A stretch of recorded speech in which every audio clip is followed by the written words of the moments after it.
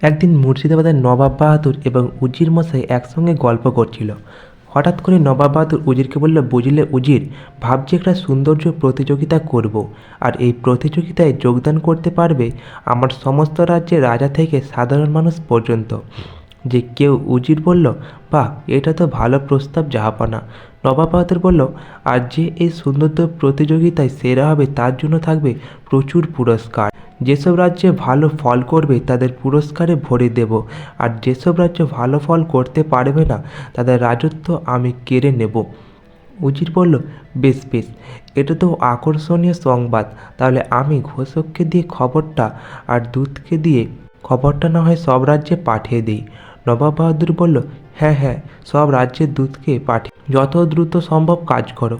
উজির বলল, জি আজ্ঞে জাহাপানা। এবার জমবে মজা। তারপর সকল রাজ্যে চিঠি পাঠিয়ে দিল। 15 দিন পর মুর্শিদাবাদের সৌন্দর্য প্রতিযোগিতা।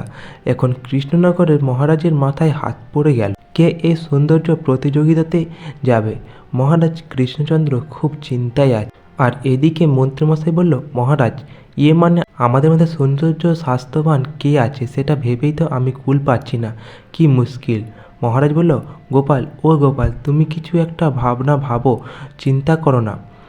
তুমি তো আমাদের অনেক বিপদের হাত থেকে বাঁচিয়েছ, বলো, তাই তোমার উপর একটা আলাদা ভরসাই আছে।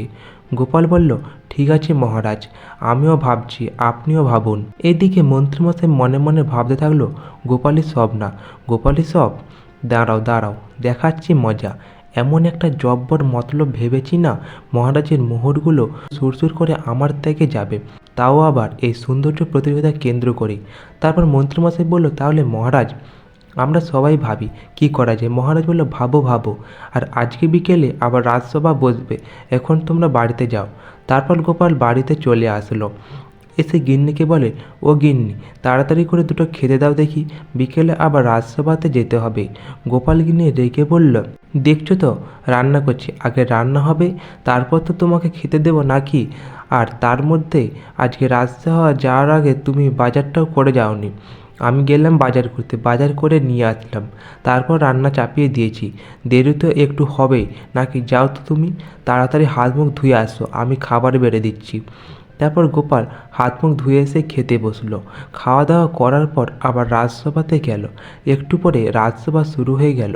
মহারাজ বলল, আমি তো বুঝতেই পারছি না সবাইকে একসঙ্গে কীভাবে সৌন্দর্য বাড়ানো যায়, আর আমার রাজ্যে কে বা এমন সৌন্দর্য সুপুরুষ আছে যাকে এই প্রতিযোগিতা পাঠাতে পারবো। সেনাপতি বলল, মহারাজ, বীরত্বের মধ্যে সৌন্দর্য লুকিয়ে থাকে, তাই সৌন্দর্য প্রতিযোগিতাতে আমি একমাত্র অংশগ্রহণ করতে পারি, আমি একমাত্র উপযুক্ত ব্যক্তি। মহারাজ। বিজ্ঞানী বলল, মহারাজ, অভয়াস্ত একটা কথা বলি, প্রকৃত রূপ থাকে বিদ্যায়, আর সেই বিদ্যা থাকে আমাদের মনে প্রাণে, তাই বিজ্ঞানের আলাদা একটা রূপ থাকে, তাই আমি উপযুক্ত ব্যক্তি। সভাকবি বলল, সব সভাসদ বলে সৌন্দর্য থাকে দেহে মনের মধ্যে, আমি বাবা রূপ খুঁজে পাই আমার লেখা পদ্যে। এভাবে এক একজন এক একভাবে সৌন্দর্যের কথা বলল।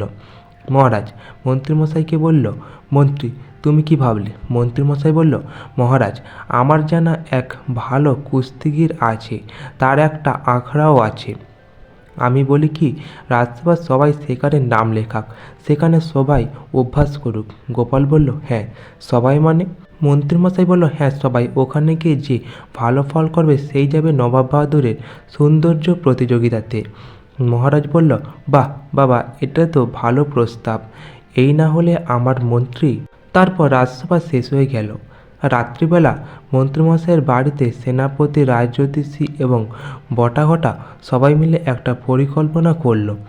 মন্ত্রীমশাই বলল, আশা করি সবাই বুঝতে পেরেছ কী কী করতে হবে, আর হ্যাঁ, খুব সাবধানে কাজগুলো করতে হবে কিন্তু। সেনাপতি বলল, ও আপনি চিন্তা করবেন না মন্ত্রীমশাই, আমি আপনার সব কাজে আগেও যেরকম ছিলাম এখনও সেভাবেই থাকবো। শুধু একটা কথা, ওই মোহরের ব্যাপারটা একটু দেখবেন। মন্ত্রীমশাই আর আমি গুলগুলো ছদ্মবেশ যতদিনে থাকবো ততদিন মহারাজের কাছে ছুটি নিয়ে নেব। মন্ত্রীমশাই বলল, হ্যাঁ, এটাই করতে হবে। তারপর ওদের কথাবার্তা হয়ে যাওয়ার পর সবাই সবার বাড়িতে চলে গেল। পরের দিন সেনাপতি গুলগুলো সেজে মহারাজের কাছে এলো এবং সঙ্গে বটা। মন্ত্রী গুলগুলোকে বলল, শোনো গুলগুলো, তোমাকে তো সব কিছুই বলা হয়েছে, তাহলে এবার তোমার বক্তব্যটা জানাও। বীর গুলগুলো বলল, মহারাজ, মন্ত্রীমশাইয়ের মারফত আমি সমস্ত ব্যাপারটাই জেনেছি। এই গুলগুলো যখন আছে তখন আপনি কিচ্ছুটি চিন্তা করবেন না। সকলের চেহারা সৌন্দর্য করার দায়িত্ব পুরোটাই আমার। আপনি শুধু কতগুলো জিনিস আনার ব্যবস্থা করে দেবেন। মহারাজ বলল, বেশ বেশ, যা যা লাগবে মন্ত্রীমশাইকে জানিয়ে উনি সব ব্যবস্থা করে দেবেন।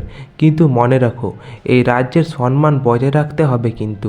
নবাব বাহাদুর কিন্তু কাউকে ছেড়ে কথা বলবেন না। এবার বলো তো গুলগুলো, তোমার কি কি লাগবে? গুলগুলো সেনাপতি বলল, আজ্ঞে মহারাজ, সবার জন্য মুগুরের প্রয়োজন, ছোট বড় সবগুলোই কিনতে হবে। মন্ত্রীমশাই বলল, হ্যাঁ হ্যাঁ, বলো বলো, তোমার কতগুলো মোহর লাগবে?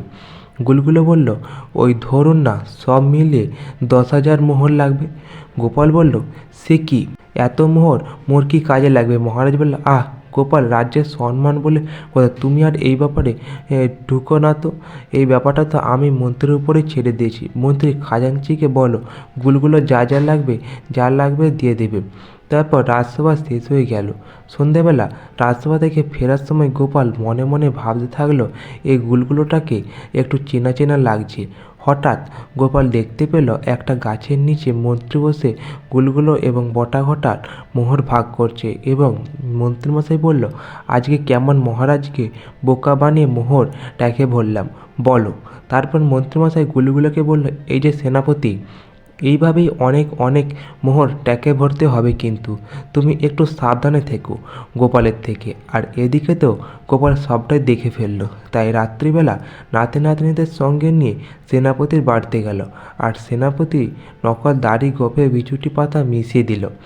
পরের দিন সেনাপতি গুলগুলো সেজে কুস্তিতে বিদ্যা শেখাতে এলো, আর সেখানেও সবাই এসেছে, কিন্তু গোপাল এখনও আসেনি। মন্ত্রীমশাই বলল, মহারাজ, গোপাল তো আজকেও দেরি। আর তখনই গোপাল আসলো। গুলগুলো বলল, ওই তো গোপাল এসে গেছে। কিন্তু গুলগুলোর দাড়ি গোপ খুব চুলকাচ্ছিল, তাই মনে মনে বলছে, এ কি রে বাবা, এত চুলকাচ্ছে কেন? গুলগুলো দাড়ি গোপ এতই চুলকাচ্ছিল যে থাকতে না পেরে চুলকাতে লাগলো। আর তখনই মহারাজ ও সকল সভাসদদের সামনে নকল দাড়ি গোপ খুলে গেল। গোপাল বলল, এই দেখুন মহারাজ, আপনার মন্ত্রী আপনাকে ঠকিয়েছে। উনি আর কেউ নন, উনি গুলগুলো নন, উনি হলেন আমাদের সেনাপতি। মহারাজ বলল, সে কি সেনাপতি, তুমি আর মন্ত্রী কিনা আমাকে ঠকালে, এই ছিল তোমার মনে? আর সেনাপতি, এর জন্য তুমি আমার কাছে কিছুদিনের জন্য ছুটি নিয়েছিলে। তারপর মহারাজ মন্ত্রীমশাইকে বন্দি করলো। পরের দিন মহারাজ গোপালকে তার কক্ষে ডাকলো। গোপাল মহারাজের কক্ষে এসে মহারাজকে বলল, আপনি আমাকে ডেকেছেন কেন? মহারাজ বলল, গোপাল, এখন নবাবের সৌন্দর্য প্রতিযোগিতাতে কাকে পাঠাবো বলো তো? কে আছে আমার রাজ্যে? রানীমা বলল, হ্যাঁ গোপাল, আমি মহারাজকে প্রথমেই তোমার কথা বলেছিলাম। গোপাল বলল, মহারাজ, রানীমা আমার উপর একটু ভরসা রাখুন, আমি দেখছি। আমি বলি কি, আমাকেই পাঠিয়ে দিন সৌন্দর্য প্রতিযোগিতাতে, এত ভাববেন না মহারাজ। মহারাজ বলল, কিন্তু গোপাল, আমি কোনোভাবেই তোমাকে বিপদে ফেলতে চাই না, আবার কাউকে না পাঠালেও তো নয়। কাকে যে পাঠাই, উফ, কি মুশকিল রে বাবা, কি মুশকিল। গোপাল বলল, মহারাজ, এত বেশি ভাববেন না, তাহলে আমি রওনা দিয়েই দিই। আমি ঠিক জিতে ফিরব। সৌন্দর্য প্রতিযোগিতার দিন মুর্শিদাবাদের সকল রাজ্যের সুন্দর সুন্দর ব্যক্তিরা উপস্থিত ছিল, কিন্তু কৃষ্ণনগর থেকে এখনও পর্যন্ত কেউ এসে পৌঁছায়নি। একটু পরে গোপাল সেজে গুজে মুর্শিদাবাদে আসলো এবং নবাব বাহাদুরকে প্রণাম করল। নবাব বাহাদুর বলল, কী ব্যাপার গোপাল, তুমি এখানে কি করছো? গোটা কৃষ্ণনগরের সৌন্দর্য সুপুরুষ কেউ কি ছিল না, নাকি যে তোমাকেই আসতে হলো? গোপাল বলল, সুস্থ সুন্দর অনেকেই হয় নবাব বাহাদুর, কিন্তু সত্যিকারের সৌন্দর্য থাকে মনে আর মস্তিষ্কে, সেটা হলো আসল কথা। আর এটা হলো আমার পোশাক, ধুতি আর পাঞ্জাবি। এটা পরে হয়তো আমাকে একটু বেশি সুন্দর লাগছে, কিন্তু এটা হলো আমার বাহ্যিক সৌন্দর্য। নবাব বাহাদুর বলল, ঠিক বলেছ গোপাল, ঠিক বলেছ। তারপর গোপাল খুব সুন্দরভাবে সৌন্দর্যের বর্ণনা দিল, আর গোপাল এই সৌন্দর্য প্রতিযোগিতাতে জয়ী হয়ে ফিরে আসলো কৃষ্ণনগরে। তো আজ এই পর্যন্ত। গল্পটি ভালো লাগলে অবশ্যই চ্যানেলটি সাবস্ক্রাইব করে দেবেন এরকম আরও কিছু গল্প পাওয়ার জন্য।